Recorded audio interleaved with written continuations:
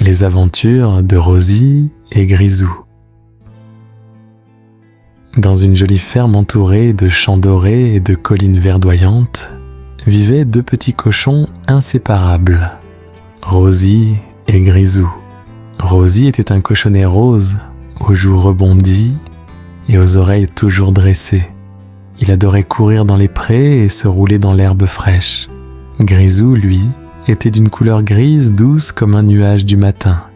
Plus calme que son ami, il préférait observer le monde et réfléchir avant d'agir. Malgré leurs différences, Rosie et Grisou étaient les meilleurs amis du monde. Là où allait l'un, l'autre le suivait. Ensemble, ils partageaient chaque instant de bonheur, mais aussi chaque petite mésaventure. Un matin, alors que le soleil se levait à peine, Rosie bondit hors de la grange, tout excitée. « Grisou, Grisou, viens vite, j'ai une idée géniale. » Le petit cochon gris s'étira longuement avant de trotter vers son ami. « Qu'est-ce que tu as encore imaginé, Rosie ?» demanda-t-il en bâillant. « Aujourd'hui, on va explorer la forêt derrière la ferme. Il paraît qu'il y a un étang magique là-bas. » Grisou fronça le museau. Il aimait bien l'aventure, mais il aimait encore plus la prudence. Et si on se perdait, ou si on rencontrait un animal dangereux? Mais non, on sera ensemble et puis ce sera une super aventure. Allez, viens. Après une petite hésitation, Grisou accepta. Après tout, avec Rosie, les journées n'étaient jamais ennuyeuses. Les deux petits cochons trottinèrent hors de la ferme, traversant les champs dorés qui dansaient sous la brise du matin. Rosie gambadait joyeusement, tandis que Grisou avançait prudemment, regardant de chaque côté pour s'assurer qu'il ne s'éloignait pas trop du chemin. « Regarde comme c'est beau !» s'émerveilla Rosie en sautillant sur un tapis de feuilles sèches. « Oui, c'est joli. Mais tu es sûr qu'on va dans la bonne direction ?» demanda Grisou, scrutant les arbres immenses qui les entouraient. Rosie hocha la tête avec enthousiasme et pointa du sabot une petite clairière. « Je suis sûr que l'étang magique est par là. » Les deux amis avancèrent encore un peu, jusqu'à ce qu'ils arrivent devant un ruisseau scintillant. L'eau y était claire comme du cristal, et des libellules aux ailes colorées virevoltaient au-dessus. « C'est magnifique !» s'exclama Grisou, oubliant un instant son inquiétude. « Tu vois, je t'avais dit qu'on trouverait quelque chose d'incroyable. » Rosie s'élança joyeusement vers l'eau et y plongea une patte. « Oh, elle est toute fraîche. Viens, Grisou. » Mais alors que Grisou s'approchait prudemment, un bruissement se fit entendre dans les buissons derrière eux. Les deux cochons se figèrent. « Qu'est-ce que c'était ?» chuchota Grisou, les oreilles dressées. Rosie, toujours curieuse, s'avança vers le bruit. Peut-être un animal de la forêt. Soudain, un petit écureuil bondit hors du buisson en poussant un cri aigu. « Ah !» cria Rosie en sursautant. Grisou éclata de rire. Ce n'est qu'un écureuil. L'écureuil, qui s'appelait Noisette, se frotta les moustaches et les regarda avec amusement. « Vous n'êtes pas d'ici, vous. Qu'est-ce que vous faites dans la forêt ?»« On cherche l'étang magique, » répondit Rosie avec enthousiasme.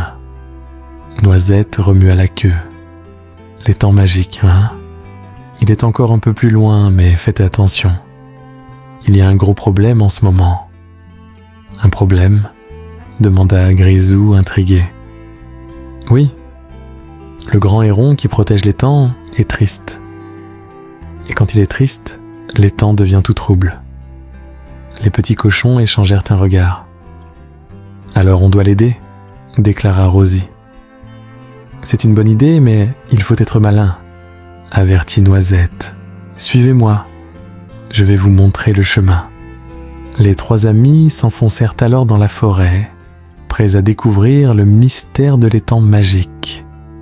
Guidés par Noisette, Rosie et Grisou avancèrent sous les grands arbres, dont les feuilles formaient un plafond lumineux.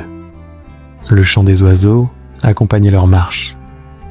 Et parfois, un papillon coloré voltait devant eux, comme pour les encourager. Après un moment, la végétation s'éclaircit et ils arrivèrent enfin devant un grand étang.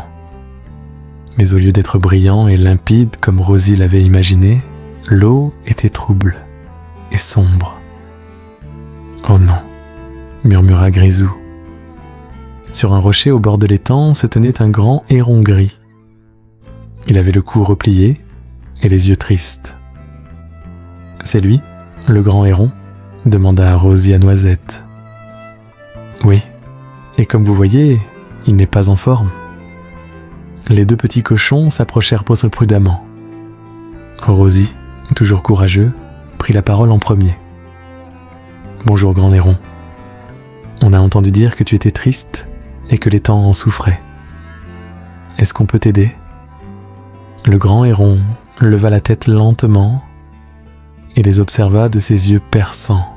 « Vous êtes bien gentil, petit cochon, mais je doute que vous puissiez résoudre mon problème. »« Aissez-nous, » insista Rosie. Le héron soupira. « Chaque matin, j'avais l'habitude d'accueillir un groupe de lucioles qui venaient danser au-dessus de l'étang. Elles illuminaient l'eau et la rendaient magnifique. Mais depuis quelques jours, elles ont disparu. Sans elles, l'étang est devenu triste, et moi aussi. » Grisou réfléchit un instant. « Et si on allait les chercher ?» Le grand héron releva la tête, surpris. « Vous feriez ça ?»« Bien sûr !» s'exclama Rosie. « Tu es triste sans elles, et l'étang aussi. Alors on doit les ramener. » Noisette sautilla d'excitation. « Je crois savoir où elles sont. Suivez-moi. » Les petits cochons et l'écureuil quittèrent l'étang et s'enfoncèrent à nouveau dans la forêt. Ils marchèrent longtemps jusqu'à arriver près d'un vieux chêne creux. « Elles sont là-dedans, » murmura Noisette. Rosie s'avança et tapa doucement sur l'écorce. « Coucou, il y a quelqu'un ?» Un faible scintillement apparut dans l'obscurité du tronc. Puis une petite voix répondit. « Partez, nous ne voulons plus danser. »« Mais pourquoi ?» demanda Grisou. Un groupe de lucioles sortit lentement de leur cachette. L'autre jour, un gros orage a éclaté. Il a tout secoué et nous avons eu si peur que nous n'osons plus retourner à l'étang. Rosie sourit. Mais l'orage est fini et le grand héron est très triste sans vous. L'étang a besoin de votre lumière. Les lucioles échangèrent un regard hésitant. Vous êtes sûr qu'il n'y aura plus de tonnerre ? Promis, assura Grisou. Et si jamais il y a du vent, on sera là pour vous protéger. Les lucioles frémirent un instant, puis une d'entre elles s'éleva dans les airs. Très bien, essayons. Elles s'envolèrent donc toutes ensemble, créant une douce lueur dorée.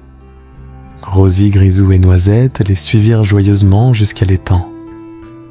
Quand ils arrivèrent, le grand héron les attendait, le cou tendu avec espoir.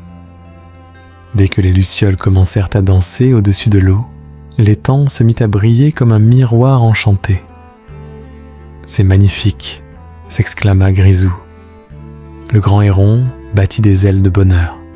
« Merci mes amis, grâce à vous, l'étang a retrouvé sa magie. » Rosie et Grisou se regardèrent en souriant.